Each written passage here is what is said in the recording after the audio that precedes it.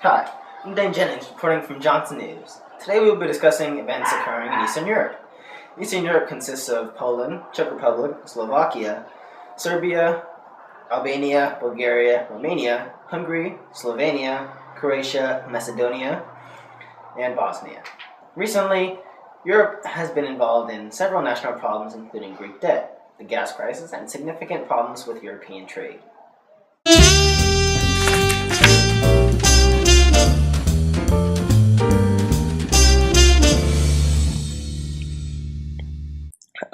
Here's some background information. Poland has a population of about 38 million people. Poland has a land area of 312,685 square kilometers.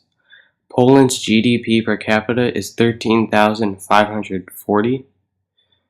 And Poland holds the world's fifth largest proven reserves of hard and brown coal in addition to deposits of copper, silver, zinc, lead, silver, as well as magnesium rock salt. The Czech Republic has a population of about 10 million people. The Czech Republic has a land area of 78,866 square kilometers. The Czech Republic's GDP per capita is 20,444, and the Czech Republic is the number one beer brewing nation in the world. Slovakia has a population of about 5.5 million people. Slovakia has a land area of 49,034 square kilometers. Slovakia's GDP per capita is 17,644, and the hill known as Krhul near the town Kremenica, Slovakia, is the geographical center of Europe.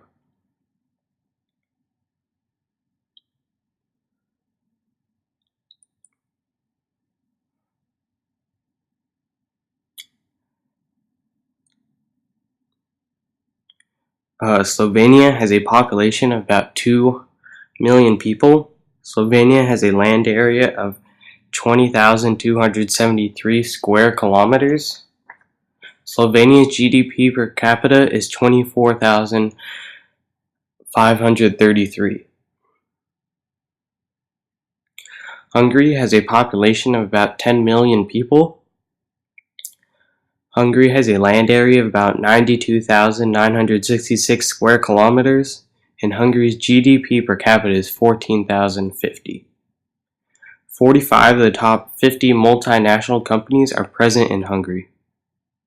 Romania has a population of about 22 million people. Romania has a land area of 238,391 square kilometers. Romania's GDP per capita is 8,863, and Romania is number 4 in the top 10 of countries with the highest growth rate in tourism development. Constanta Port, located on the Romanian Black Sea coast, is the second largest port in Europe.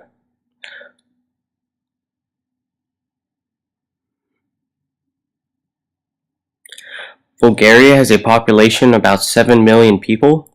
Bulgaria has a land area of 110,994 square kilometers. Bulgaria's GDP per capita is 7,202.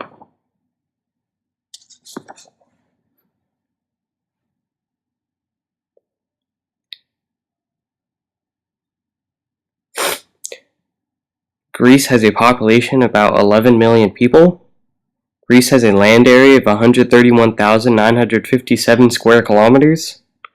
Greece's GDP per capita is 27,073. Greece has the largest merchant fleet in the world.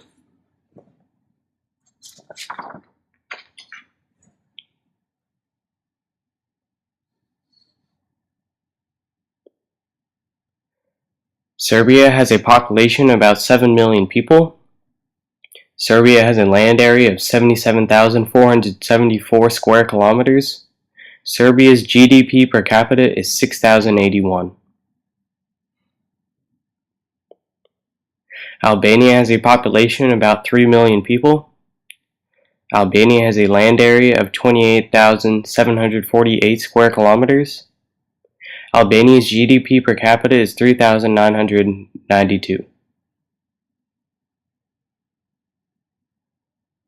Croatia has a population of about 4.5 million people. Croatia has a land area of 56,542 square kilometers. Croatia's GDP per capita is 14,457.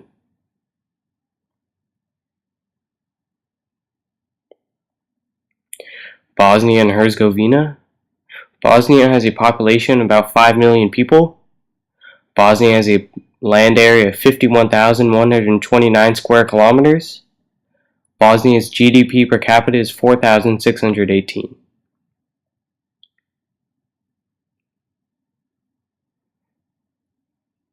And lastly, Macedonia has a population of about 2 million people.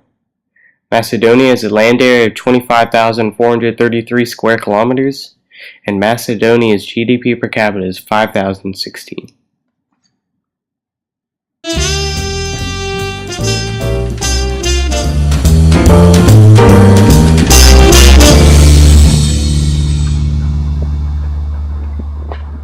Today, I had the opportunity to talk with some local experts on these exact problems.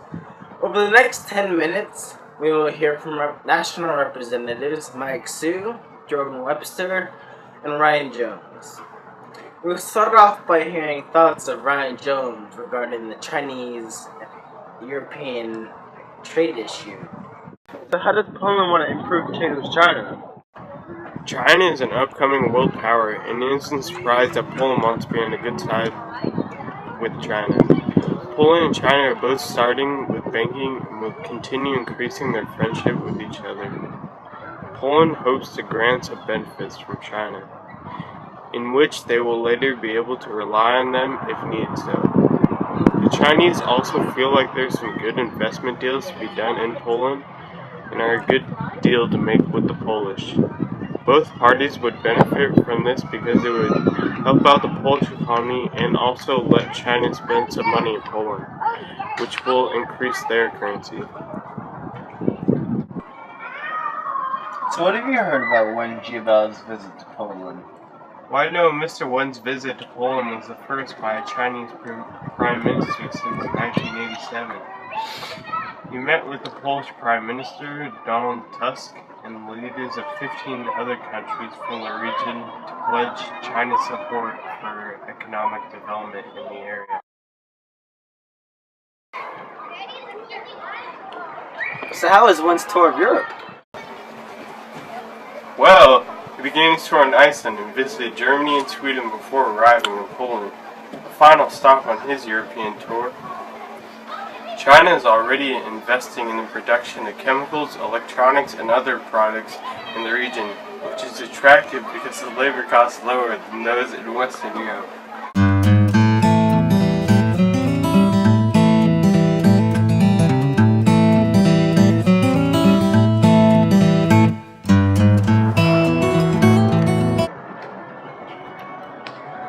Over the years, Greece has built a reputation of having a strong economy and influential government.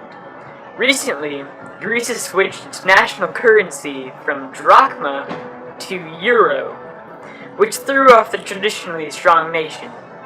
Greece is now struggling to get out of foreign debt. What happened was, Greek businesses refused to pay taxes. When nobody pays taxes, it limits revenue. Athens turned to European banks for loans, and eventually Athens ended up borrowing billions of dollars. Many of these debts were turned into packages called complex commodities, and are being sold to other countries around the world. Greece would most likely return to the drachma to avoid further troubles. It would also mean that many employees would be out of a job. Riots would most likely be very common for months on end, possibly to the point of murder and destruction.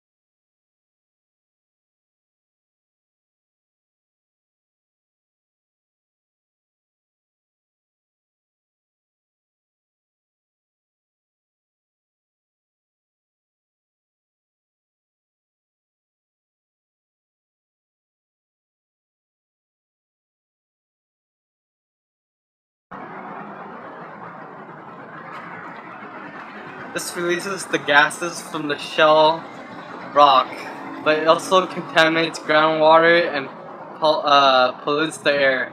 This has caused huge disagreements between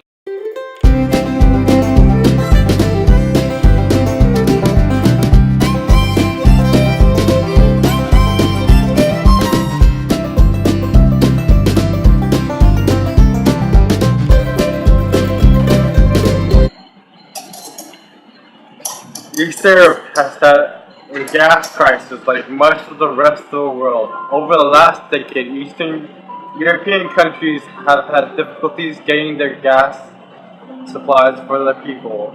The relationship with Russia has been a central problem, with disputes over contracts and the fact that Russia takes care of its own population before exporting any oil to the rest of Eastern Europe. In many instances, this has left Eastern Europe almost hostile to the whims of Russia.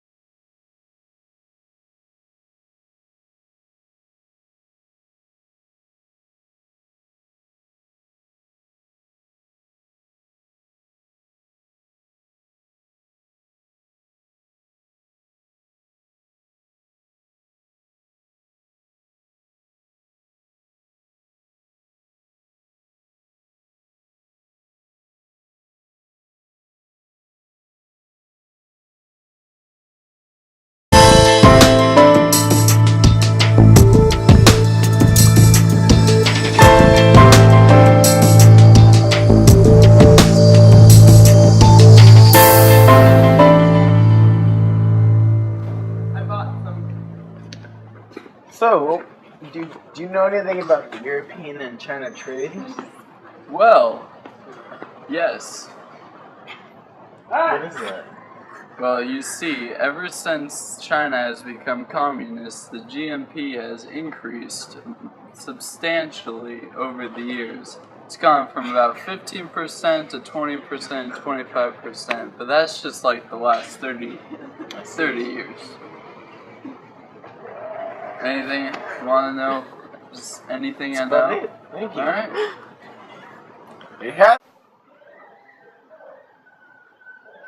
Well, this has been our day with Johnson News. We've talked about many of Europe's economic and government problems.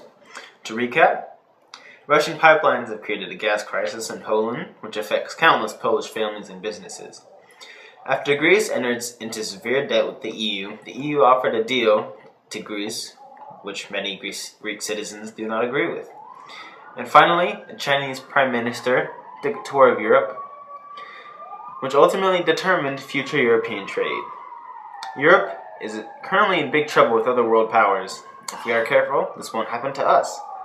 I believe that if we take the time to understand the past, it will help us to determine the future, learn from Europe's mistakes, and help keep our nation successful.